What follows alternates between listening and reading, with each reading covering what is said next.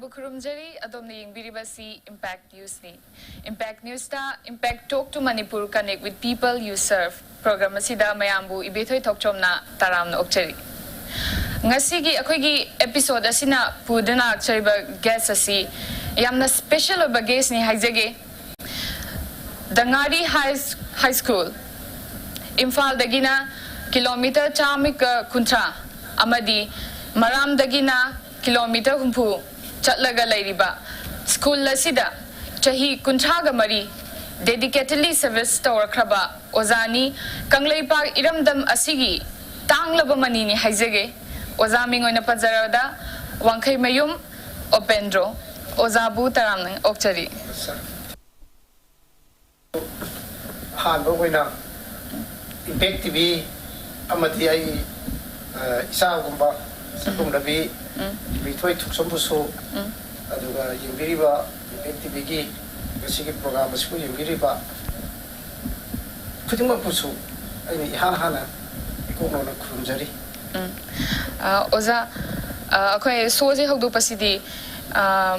Ozada, Mayam Hanginga, Ladam Ganihana, Kanzaba Wahang, Adumai Hangzagi Ozada. Oza, Chingi Mapam Singda, Mapam Akogi, Hanjila Galabam Pam Sing Sidako, Akogi government officials in Sina, Oza, posting Tarpo Matamda. Yamna reluctant to Bahitari was a chatting the Banaching Madi Wanum, Punom Tauzaba, Adagi Adugumbagi issues Mayam Lazy Maktada, Ozana, Adu Mafam Hanjina Leba, Mapama Mada Chatlaga, Kari Wakalon Dagi, Hangzagi Goza,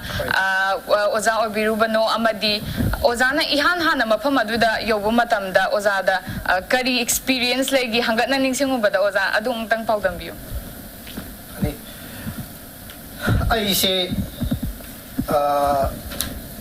Hana Ukuli Patango Men High School da Science Ki Ozawina Lejerame 1985 Amadi 86 Say Anisi Atugi Matung the Gidi 1987 Gi April 20 Sida Sida Ayak Ngari High School High School Sida Plan Gi Post Ama Lak Padagi I will DPC Amamato be the copy the Natoraga, Mapamsita, a young black sagare. High River School C and a Laxaba Matamda Matamadu the School Sigi Pibam. Asi Ngari Edit High School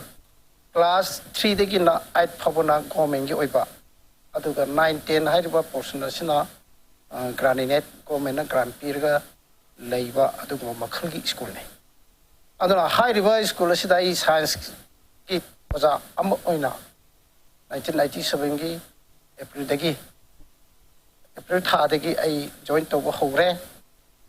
Aduna High River Sigi School Asida Ahangna Service to Pasi High River Matam to the Gina Ahaki Potaba Matam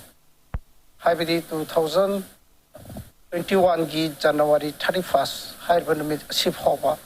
Ayaki Punshi from the Loicre, Ayak Hariban Asida Ayak Tapaki retired away. Adubu Ayakna Tingazer Kibata Matam to the Hanbagi Ngari Hariba Kunase, Zatna Honavada, Tinakibagi Aisanapa, Matek a Kazitanga Hajage Matamatu the MSRTC Bas Angangba Ama.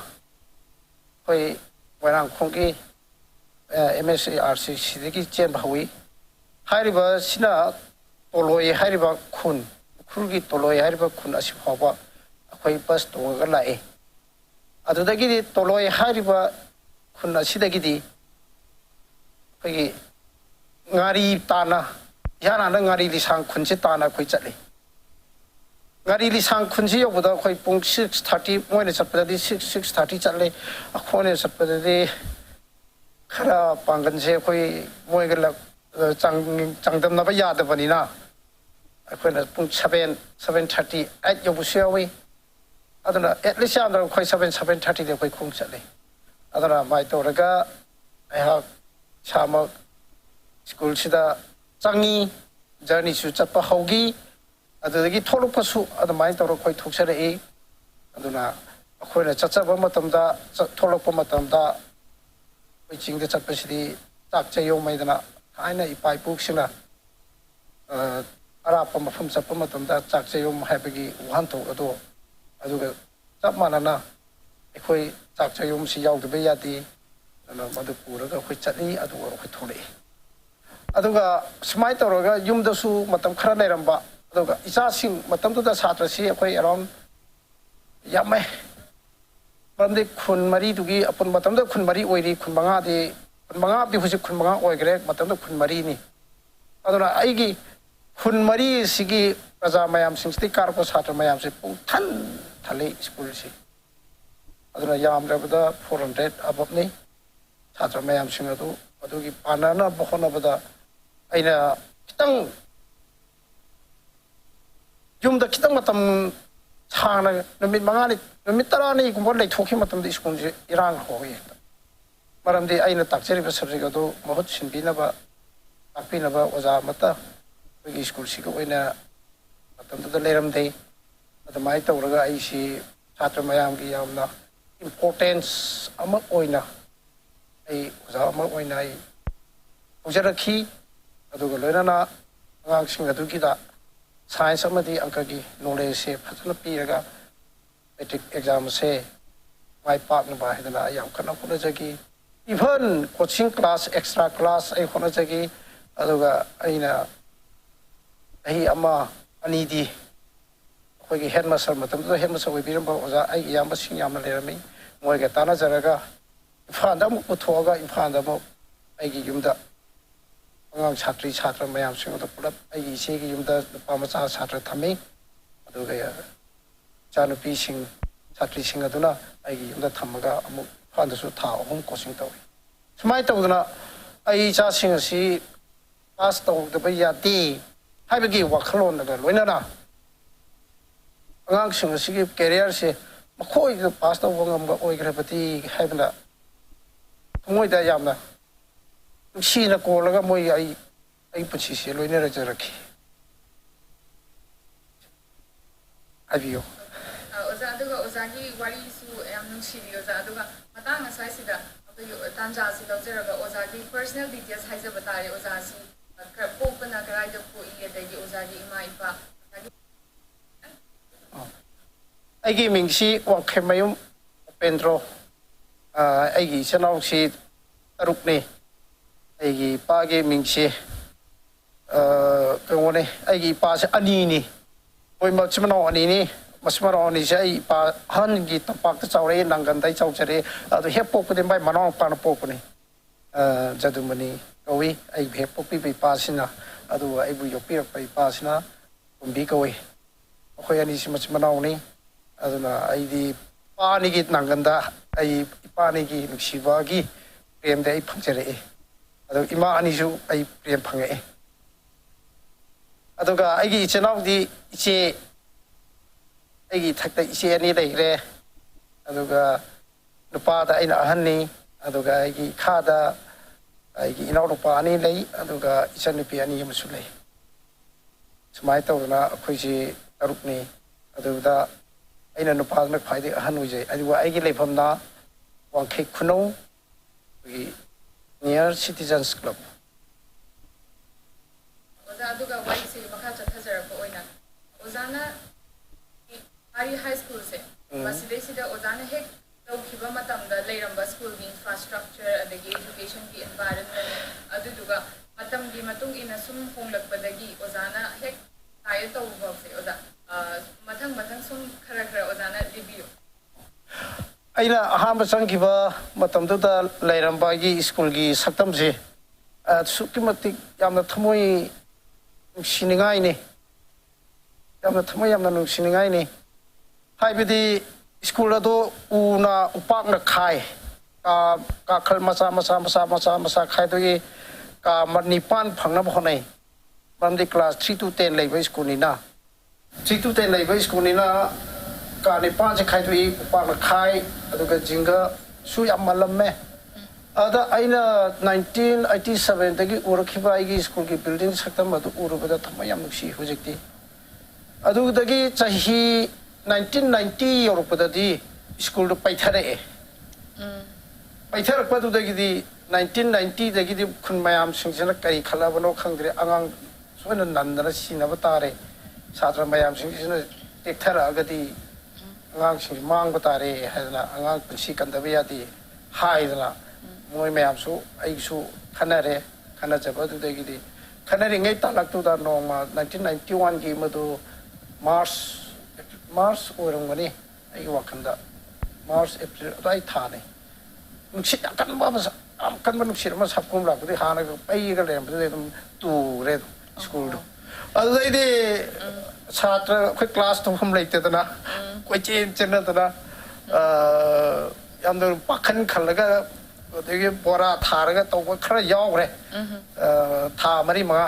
था अहु मरी हिमा अदगी खुन मयाम संगा मसिदि सोयरे याररोय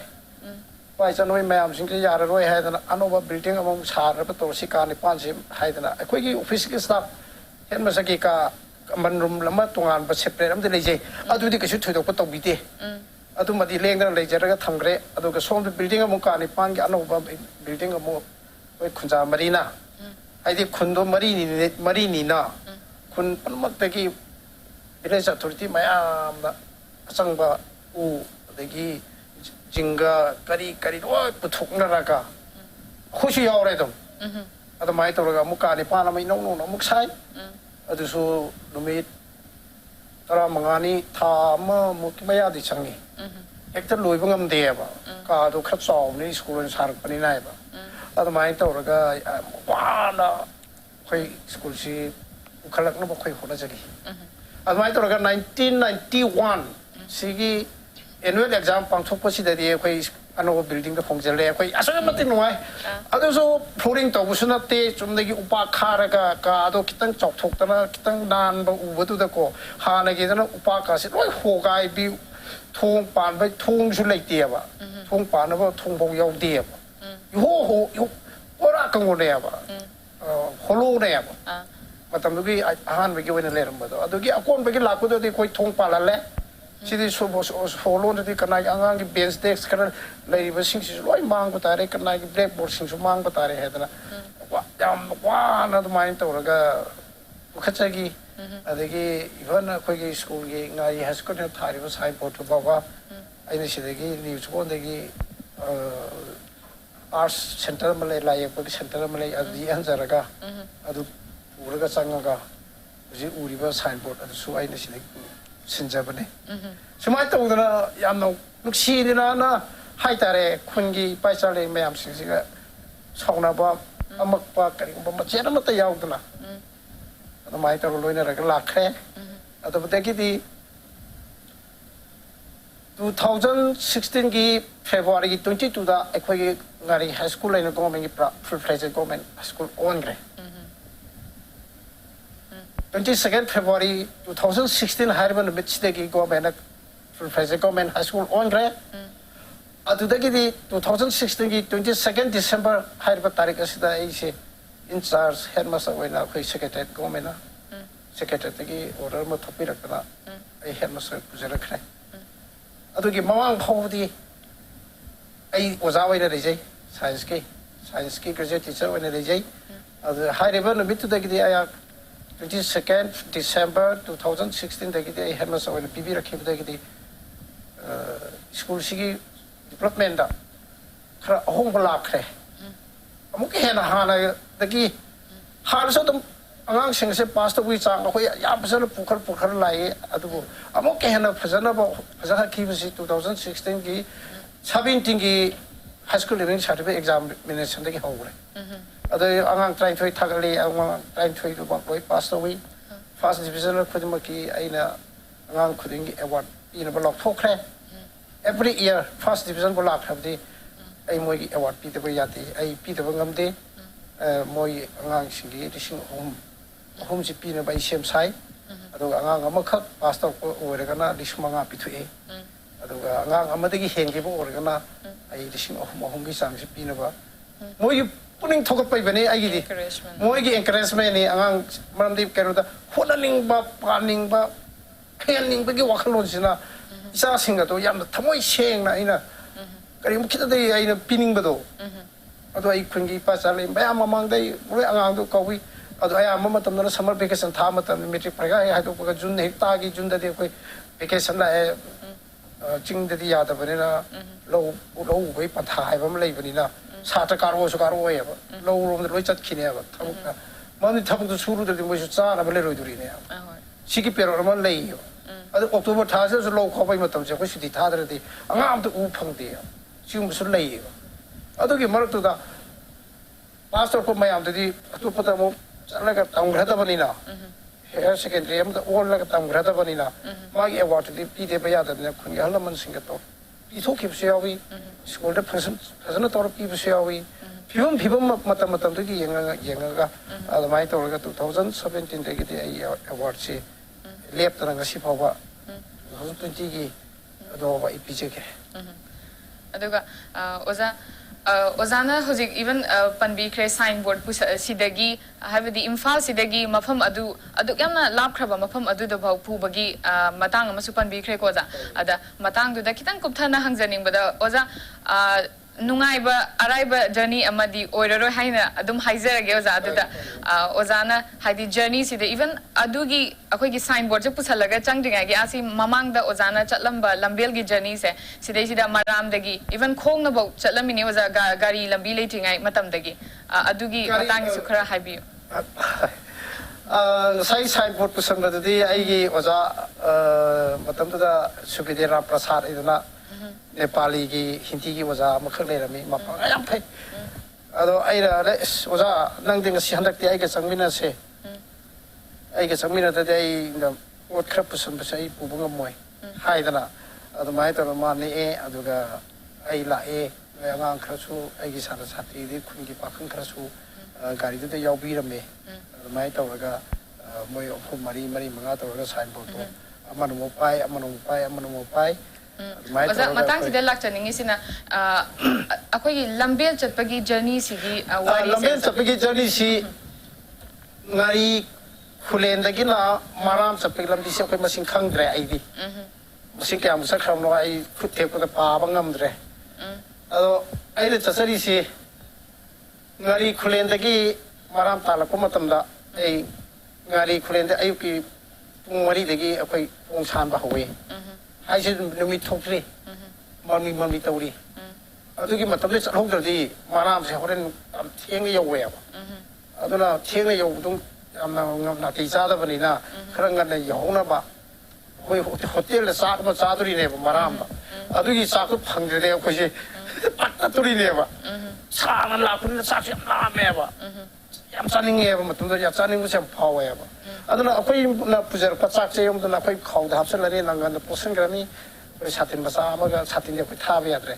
ꯅꯣꯡꯁꯤ ꯍꯦꯛꯇ ꯆꯤꯡꯅꯤꯅ ꯆꯨꯗꯕ ꯍꯦꯛꯇ ꯂꯩꯕꯅꯤꯅ ꯁꯥꯇꯤꯟ ꯑꯃꯒ ꯂꯣꯏꯅꯅ ꯑꯩꯈꯣই ꯈꯣꯡ ꯊꯣꯛꯂꯛꯑꯅꯤ ꯑꯗꯨꯒ ꯑꯩꯈꯣꯏꯅ ꯄꯨꯖꯔꯤꯕ ꯆꯥꯛꯁꯦ ꯌꯨꯝꯗꯅ ꯎꯔꯨ ꯅꯠꯇ꯭ꯔꯒ ꯁꯤꯔꯣꯡ ꯃꯔꯛꯀꯤ ꯈꯨꯟ ꯂꯩꯖꯩꯑꯕ ꯑꯗꯣ ꯑꯩꯈꯣꯏ ꯆꯥꯔꯅꯤ ꯑꯗꯨꯗꯒꯤꯗꯤ ꯑꯃꯨꯛ ꯃꯔꯥꯝ ꯇꯥꯜꯂꯒ ꯃꯔꯥꯝꯗ ꯑꯩꯈꯣꯏ ꯅꯨꯃꯤꯗꯥꯡꯒꯤ ꯄꯨꯡ 7:30 8 ꯇꯥꯕꯁꯨ ꯌꯥꯎꯏ ꯑꯗꯨꯒꯤ ꯃꯇꯝꯗ ꯑꯩꯈꯣꯏ ꯊꯨꯡꯉꯔꯅꯤ ꯑꯗꯣ ꯃꯔꯥꯝꯗ 7:30 8 ꯇꯥꯕ ꯃꯇꯝꯗꯨꯗ ꯍꯣꯇꯦꯜꯗꯤ ꯑꯝꯇ ꯂꯩꯇ꯭ꯔꯦ ꯃꯇꯝꯗꯨꯗ ꯍꯥꯡꯗ꯭ꯔꯦ ꯆꯤꯡꯗꯗꯤ ꯄꯨꯡ 5 ꯁꯤꯗ ꯂꯣꯏꯈ꯭ꯔꯦꯕ ꯏꯚꯤꯅꯤꯡꯒꯤ 6 ꯁ꯭ꯋꯥꯏꯗ ꯍꯦꯟꯅ ꯀꯅꯥꯝꯇ ꯂꯥꯛꯅꯗ꯭ꯔꯦꯕ ꯑꯗꯨꯅ ꯑꯩꯈꯣꯏꯗꯤ ꯄꯨꯡ 9 ꯃꯈꯥꯏ 9ꯗ ꯊꯨꯡꯒꯗꯣꯏ ꯃꯤꯅ ꯑꯩꯈꯣꯏꯒꯤ ꯍꯦꯛ ꯊꯨꯡꯕ ꯍꯣꯇꯦꯜ ꯑꯃ ꯂꯩ ꯏꯃꯥ ꯑꯃ ꯂꯩ ꯑꯗꯣ ꯏꯃꯥꯒꯤ ꯑꯣꯏꯅꯝꯗꯒꯤꯅꯤ ꯏꯃꯥꯗꯨ ꯑꯗꯣ ꯏꯃꯥꯗꯨꯗ ꯑꯩꯈꯣꯏꯅ ꯆꯪꯉꯒ ꯏꯃꯥ ꯂꯥꯛꯑꯦ ꯊꯣꯡꯒ ꯍꯥꯡꯕꯤꯌꯨ ꯑꯗꯨꯃꯥꯏꯅ ꯍꯧꯗꯣꯛꯑꯦ ꯑꯩꯈꯣꯏꯒꯤ ꯊꯨꯡꯐꯝ ꯍꯥꯏꯇꯥꯔꯦ ꯈꯪꯅꯖꯕ ꯑꯗꯣ ꯏꯃꯥ ꯅꯪ ꯀꯔꯤ ꯂꯩꯔꯤ ꯍꯥꯏ ꯑꯁ ꯏꯆꯥ ꯁꯥ ꯏꯃꯥꯒꯤꯁꯦ ꯉꯁꯤ ꯍꯪꯒꯥꯝ ꯆꯝꯐꯨꯠ ꯑꯃ ꯂꯩ ꯑꯗꯨ ꯆꯥꯛꯇꯤ ꯂꯩꯅꯦ ꯏꯟꯁꯥꯡꯗꯤ ꯍꯪꯒꯥꯝ ꯆꯝꯐꯨꯠ ꯑꯃꯈꯛꯇ ꯉꯥꯏꯔꯤꯅꯤ ꯍꯥꯏ ꯏꯃꯥ ꯑꯗꯨꯁꯨ ꯆꯥꯔꯒꯦ ꯉꯥꯡꯕꯅ ꯂꯣꯏꯔꯦ ꯑꯩꯈꯣꯏ ꯄꯠ ꯇꯠꯈ꯭ꯔꯦ ꯍꯥꯏꯗꯅ ꯑꯗꯨꯃꯥꯏꯅ ꯇꯧꯔꯒ ꯑꯩꯈꯣꯏ ꯑꯣꯖꯥ ꯅꯨꯡꯁꯤꯔꯕ ꯑꯩ ꯑꯣꯖꯥ ꯑꯃ ꯂꯩꯔꯝꯃꯦ ꯑꯣꯖꯥ ꯔꯇꯟ ꯂꯩꯗꯅ ꯍꯧꯖꯤꯛꯄꯨꯗꯤ ꯑꯦꯛꯁꯄꯤꯌꯥꯔ ꯑꯣꯏꯈ꯭ꯔꯦ ꯁꯒꯣꯜꯕꯟ ꯁꯌꯥꯝ ꯄꯨꯈ꯭ꯔꯤꯗꯒꯤꯅꯤ ꯑꯗꯨꯅ ꯃꯥꯒ ꯂꯣꯏꯅꯔꯒ ꯏꯃꯥꯗꯨꯗ ꯃꯥꯅ ꯆꯥꯛꯇꯣ ꯄꯨꯈꯝ ꯄꯤꯛ ꯊꯟꯅ ꯊꯤꯜꯂꯛꯄꯗꯣ ꯑꯣꯏꯔꯣꯏꯗ꯭ꯔꯥ ꯍꯥꯏꯅ ꯈꯟꯕꯗ ꯏꯃꯥꯁꯤꯗ ꯍꯦꯟꯅ ꯆꯥꯛꯁꯤ ꯂꯩꯇ꯭ꯔꯕ꯭ꯔꯥ ꯍꯥꯏꯅ ꯍꯪꯉꯤ ꯑꯗꯣ ꯃꯥꯅ ꯃꯣꯔꯣꯛ ꯑꯃ ꯃꯦꯠꯄꯤ ꯃꯥꯅ ꯍꯪꯒꯥꯝ ꯆꯝꯐꯨꯠꯇꯨꯃ ꯄꯤꯔꯦ ꯑꯗꯣ ꯑꯩꯈꯣꯏꯅ ꯊꯨꯝ ꯈꯔ ꯍꯥꯞꯆꯤꯜꯂꯒ ꯑꯗꯨꯃꯥꯏꯅ ꯇꯧꯔꯒ ꯆꯥꯛ ꯆꯥꯕꯗꯣ ꯀꯌꯥꯝ ꯍꯥꯎꯏ ꯑꯗꯨꯒꯤ ꯍꯪꯒꯥꯝꯗꯣ ꯑꯩꯈꯣꯏ ꯁꯥ ꯊꯣꯡꯕ ꯌꯦꯟ ꯊꯣꯡꯕꯅ ꯍꯦꯟꯖꯟꯕ ꯌꯥꯕꯖꯥꯠ ꯅꯠꯇꯦ ꯃꯗꯨꯒꯤ ꯃꯍꯥꯎꯗꯣ ꯑꯣꯖꯥꯅ ꯋꯥꯔꯤꯁꯨ ꯃꯊꯪ ꯃꯊꯪ ꯁꯨꯝ ꯂꯤꯕꯤꯔꯤ ꯑꯣꯖꯥ ꯋꯥꯔꯤꯁꯨ ꯌꯥꯝ ꯅꯨꯡꯉꯥꯏꯔꯤ ꯑꯗꯨꯒ ꯃꯇꯥꯡ ꯁ꯭ꯋꯥꯏꯁꯤꯗ ꯕ꯭ꯔꯦꯛ ꯑꯃꯇꯪ ꯂꯧꯁꯦ ꯑꯣꯖꯥ ꯃꯇꯥꯡ ꯁ꯭ꯋꯥꯏꯁꯤꯗ ꯕ꯭ꯔꯦꯛ ꯑꯃꯇꯪ ꯂꯧꯖꯒꯦ ꯏꯝꯄꯦꯛ ꯅ꯭ꯌꯨꯁ ꯃꯤꯇꯤꯡ ꯇꯥꯗꯨꯅ ꯂꯩꯕꯤꯌꯨ Limited Uripok Taurangam Laikai Imphal. Panthoibi Construction Private Limited developing tomorrow presents Panthoibi Green Homes, a destination of luxury living, equipped with modern amenities. Launching on 12th of April 2021. Pre-register starts from 1st of March to get special discount. Panthoibi Green Homes. For more details, kindly contact Panthoibi Construction Private Limited, Uripok Taurangam Laikai, Imphal. Panthoibi Construction Private Limited na miyang gidamak G+2 digi G+6 ta upgrade tawkraba residential project amakak launch tawzay. Apun masembam ki 10% amag down payment pibiraga lemoriba 90% aduna chahida 6.99% ki changda thagi installment basis ta thibirak payagan. Nasimalang simbiro Panthoibi Construction Private Limited, a sister company of Panthoibi Housing Finance Company Limited, Taurangam Laikai.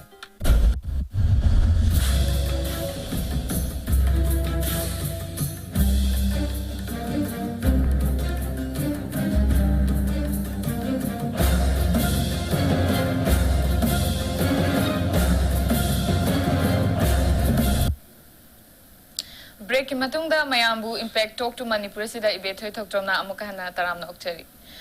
ओजा वारी मखा चथजरपसिदी ओजागी ओजाना ngasi 34 years service tawkibase oza masidai ozaगी छात्र सिंगदा outstanding performance पीखिबा अमदी ओजादा काउंगम दबा निंगम निंगसिंगदुना अदुम लेहबा experiencing दुसु share तोबी ओजा ꯑꯩꯅ 87 ꯗꯒꯤ ꯃꯐꯝꯁꯤꯗꯒꯤ ꯂꯦꯡꯗꯅ ꯂꯩꯔꯒ ꯑꯣꯖꯥ ꯑꯣꯏꯖꯔꯛꯄꯗ ꯑꯩꯅ ꯇꯥꯛꯆꯈꯤꯕ ꯇꯝꯖꯈꯤꯕ ꯑꯩꯒꯤ ꯁꯥꯇ꯭ꯔ ꯁꯥꯇ꯭ꯔꯤ ꯃꯌꯥꯝ ꯄꯥꯁ ꯇꯧꯕꯗ ꯌꯥꯝ ꯌꯥꯝꯈ꯭ꯔꯦ ꯑꯗꯨ ꯃꯌꯥꯝꯁꯤꯒꯤ ꯃꯅꯨꯡꯗ ꯑꯣꯖꯥ ꯑꯣꯏꯅ ꯆꯪꯈꯤꯕꯁꯨ ꯃꯁꯤꯡ ꯌꯥꯝ ꯌꯥꯝꯈ꯭ꯔꯦ ꯑꯗꯨꯒ IRBꯒꯤ ꯔꯦꯐꯔꯃꯦꯟ ꯍꯥꯏꯇꯥꯔꯦ ꯀꯟꯁꯇꯦꯕꯜꯒꯨꯝꯕ ꯍꯥꯏꯇꯥꯔꯦ ꯑꯗꯨꯒꯨꯝꯕ ꯑꯣꯏꯈꯤꯕꯁꯨ ꯌꯥꯝ ꯌꯥꯝꯈ꯭ꯔꯦ ꯑꯗꯨꯒ ꯃꯌꯥꯝꯁꯤꯡꯁꯤꯒꯤ ꯃꯔꯛꯇ खितंग आउटस्टैंडिंग खरा यावरे मोई सिंगदुगी मनुंगदुदा होजिक यावरिबसि एडवोकेट अनि लै अमना कोहिमादनि अदुगा अमना रिसनापतिदनि अदुगा डॉक्टर मरी चखरे अनि एम होजिक दिल्लीदा लैरि अदु अनि एम कोइ होजिक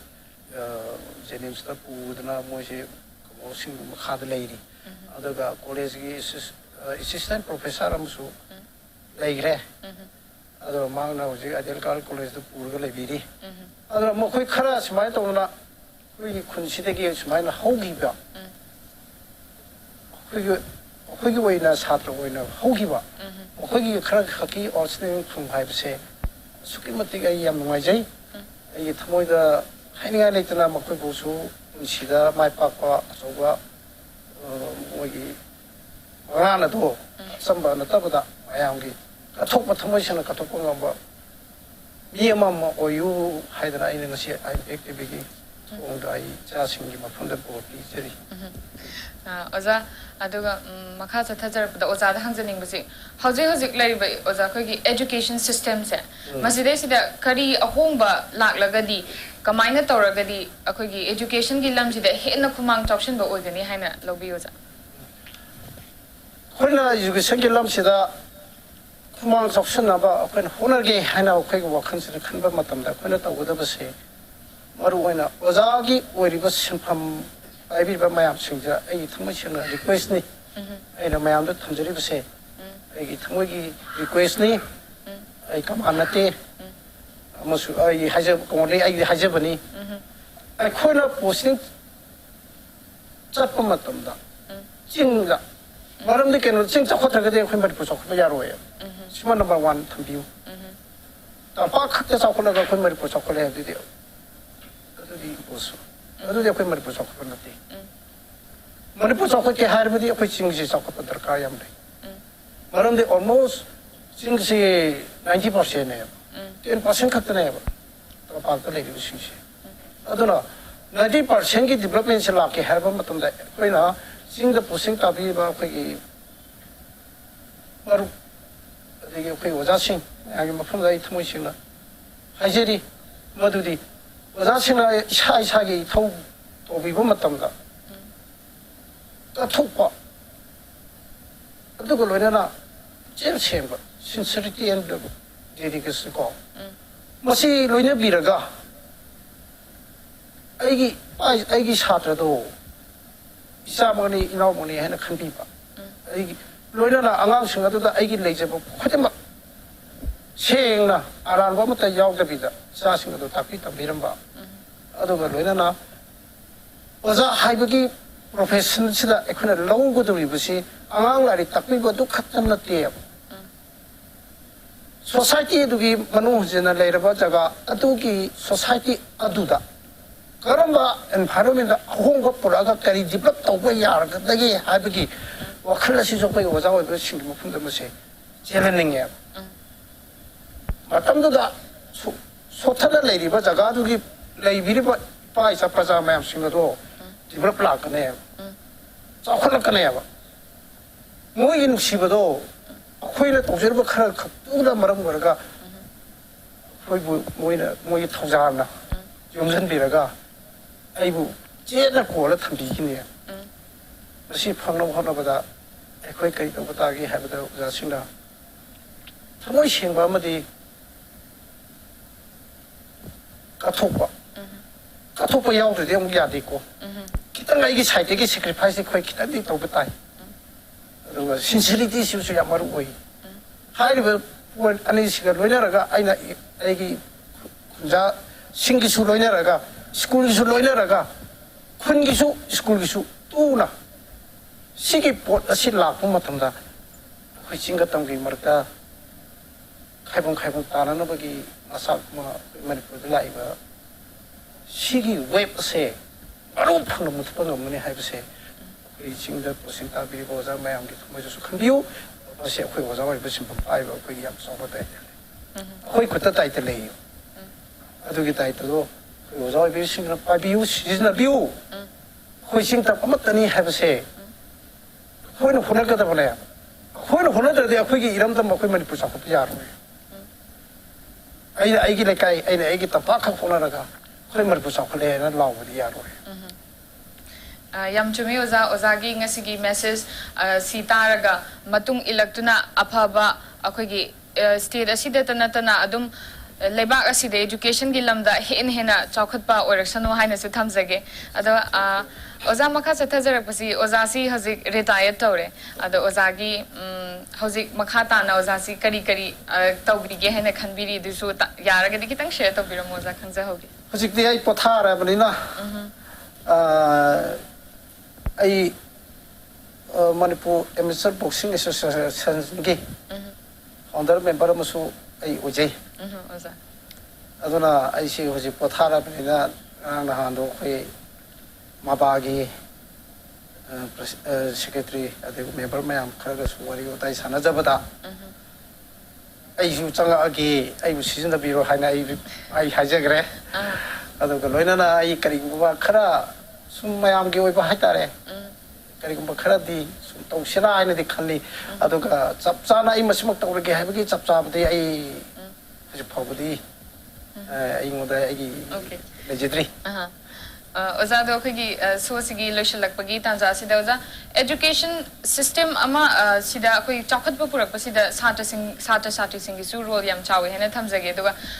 ozana satra satri sing hawgalakliba sing sida kari message pibining habdu makat thambi oza होरेइबा छात्र छात्री खुदिंबक्ता अइना हाइजगदबा हाइबबु यामना थमोइ सेंना इसागी आइगी थौदांनि हाइना खनबिरगा आइगी छात्र ओरिङैगे पेरोड सिदादि यामना सेंना छात्र मैगे मथौ जाना पांथोगा मागी तमिबा स्टडी हक्सांग यावना लोइना हनिङै अदुगा थाक्सी खासी एबा सिम्बा मांसिलए मणिपुर की सोसाइटी से बर्निंग प्रॉब्लम लाए अद मसी करमाय तौरगा कनबंग गदगे अदुतादी अखोय इसा हाना सेमतोपा दरकार नै हाइबसे आई इचासिंग ꯃꯌꯥꯝꯁꯤꯡꯗ ꯑꯩ ꯃꯁꯤꯃꯗꯤ ꯊꯝꯖꯔꯝꯒꯦ ꯑꯗꯨꯅ ꯌꯥꯔꯒꯗꯤ ꯗꯤꯁꯤꯄ꯭ꯂꯤꯟ ꯑꯗꯨꯒ ꯃꯣꯔꯦꯜ ꯌꯥꯝꯅ ꯋꯥꯡꯅ ꯂꯩꯕ ꯉꯝꯅꯕ ꯍꯣꯠꯅꯕꯤꯌꯨ ꯍꯥꯏꯕꯁꯦ ꯁꯤꯅ ꯑꯩ ꯏꯆꯥꯁꯤꯡꯗ ꯃꯁꯤꯅ ꯃꯔꯨꯑꯣꯏꯕ ꯄꯥꯎꯖꯦꯜ ꯑꯣꯏꯅ ꯄꯤꯖꯔꯝꯒꯦ ꯑꯗꯨꯒ ꯇꯨꯡꯒꯤ ꯄꯨꯟꯁꯤꯗꯁꯨ ꯅꯈꯣꯏꯅ ꯍꯣꯠꯅꯔꯤꯕ ꯄꯨꯝꯅꯃꯛ ꯑꯗꯨꯒꯤ ꯃꯇꯨꯡ ꯏꯟꯅ ꯅꯈꯣꯏꯅ ꯑꯐꯕ ꯃꯤ ꯑꯃꯃꯝ ꯑꯣꯏꯕ ꯉꯝꯕ ꯑꯣꯏꯕꯤꯌꯨ ꯍꯣꯠꯅꯗ꯭ꯔꯕ ꯏꯁꯥꯅ ꯏꯁꯣꯔ ꯂꯥꯛꯅꯤꯡꯉꯨꯔꯁꯨ ꯊꯃꯣꯏꯗ ꯅꯣꯏꯅ ꯃꯐꯝ ꯈꯨꯗꯤꯡꯗ ꯆꯠꯇꯨꯅ ꯈꯨꯔꯨꯝꯂꯨꯔꯁꯨ ꯀꯩꯅꯣꯃꯁꯨ ꯐꯪꯉꯣꯏ ꯏꯁꯣꯔꯅꯁꯨ ꯄꯤꯔꯛꯑꯣꯏ ꯑꯗꯨꯅ ꯑꯩꯅ ꯍꯣꯠꯅꯔꯨꯕ ꯑꯩꯒꯤ ꯁꯛꯇꯤꯗ ꯂꯩꯖꯔꯤꯕ ꯑꯩꯒꯤ ꯋꯥꯈꯜꯗ ꯑꯩꯅ ꯐꯪꯉꯤꯕ ꯅꯣꯂꯦꯖ ꯑꯗꯨꯒꯤ ꯃꯇꯨꯡ ꯏꯟꯅ ꯑꯩꯅ ꯍꯣꯠꯅꯖꯔꯨꯕꯗꯒꯤ ꯃꯍꯩ ꯑꯩꯅ ꯐꯪꯐꯝ ꯊꯣꯛꯏ ꯁꯤꯅꯤ ꯑꯗꯨꯅ ꯑꯩꯈꯣꯏ ꯍꯣꯠꯅꯕꯤꯌꯨ ꯊꯃꯣꯏ ꯁꯦꯡꯅ ꯍꯣꯠꯅꯕꯤꯌꯨ ꯑꯗꯨꯒ ꯃꯣꯔꯦꯜ ꯀꯦꯔꯦꯛꯇꯔ ꯁꯤꯃ ꯌꯥꯝꯅ ꯗꯤꯁꯤꯄ꯭ꯂꯤꯟ ꯁꯤꯃ ꯌꯥꯝꯅ ꯉꯥꯛꯅ ꯆꯠꯄ ꯉꯝꯅꯕ ꯍꯣꯠꯅꯕꯤꯌꯨ ꯍꯥꯏꯕ ꯄꯥꯎꯖꯦꯜꯁꯤꯃ ꯏꯆꯥꯁꯤꯡꯒꯤ ꯐꯝꯗ ꯊꯝꯖꯔꯝꯒꯦ ꯊꯥꯒꯠꯆꯔꯤ ꯑꯣꯖꯥ ꯑꯣꯖꯥꯅ ꯑꯣꯖꯥꯒꯤ